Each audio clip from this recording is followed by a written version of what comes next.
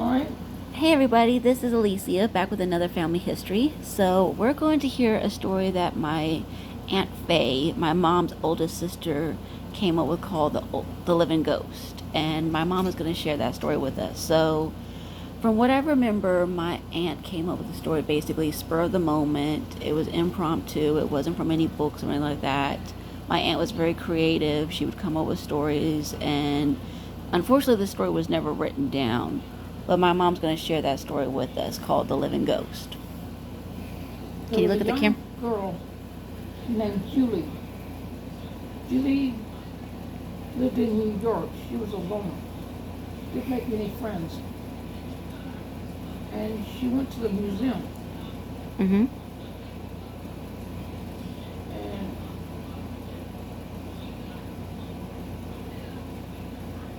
she went to the statue, and the statue fascinated her for some reason, whatever. Wow. And then she started, she heard talk to her. Nobody was around her, and it seemed to, no, I'm sorry, take that back. She met this man named Ranger. He was strange, he was dark and handsome, and very, but they gravitated toward each other. Mm-hmm. Well, first thing comes first, they decided to get married. Uh-huh.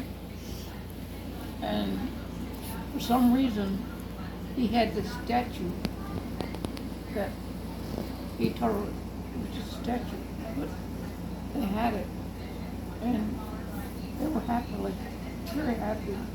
Mm-hmm. They didn't need anybody, and they didn't need anybody.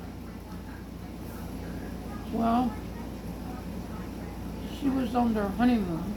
They were on, well, like, they did things together, and she wore sexy clothing for him. And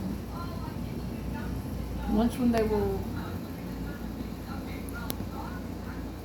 making out, I would say, these teenage boys didn't see them, but they were teasing her about wearing an itsy bitsy teeny one, a bikini. Mm-mm. It enraged Ranger that he really went after them. Mm-hmm. In the process, Ranger's head got cut off. Oh, no. Oh, Lord. And Julie grieved. I mean, she grieved and she grieved and she went like that, and she could almost hear his voice out of the statue talking to her. Julie, you gotta go home. So he literally played Cupid with her, this policeman named Bob.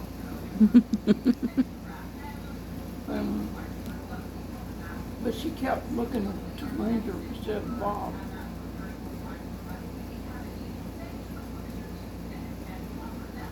And as far as I know,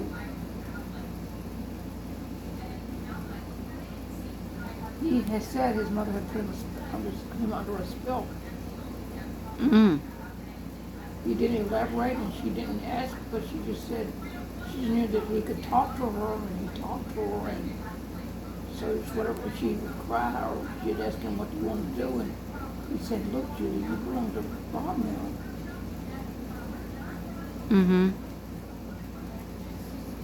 I mean, but the statue, he was in that statue talking to her. Wow.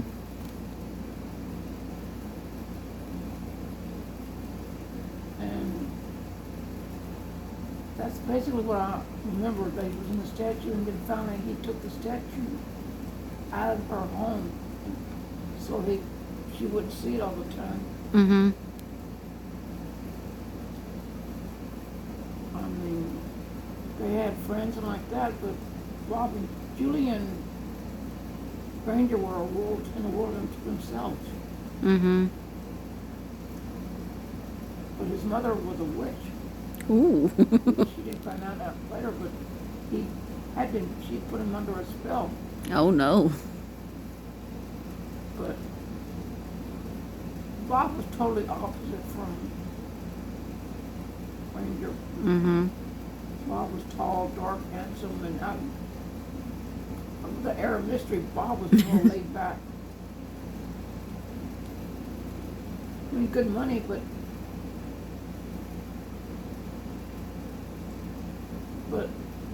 all the sexy outfits that she wore, Granger had taken away, taken her out of her closet, so she didn't have those outfits. She didn't wear those type of clothes anymore around Bob. She wore outfits, pretty outfits, but Mm-hmm. she didn't wear sexy outfits or anything like that. Or, So is that the end of the story, basically? yeah. Okay. He was in a statue, and And he just told her to go on without him, huh? go on, you've got to go on. Your life is without me. Okay. Well, thank you for sharing that story with us, Mama. You're welcome.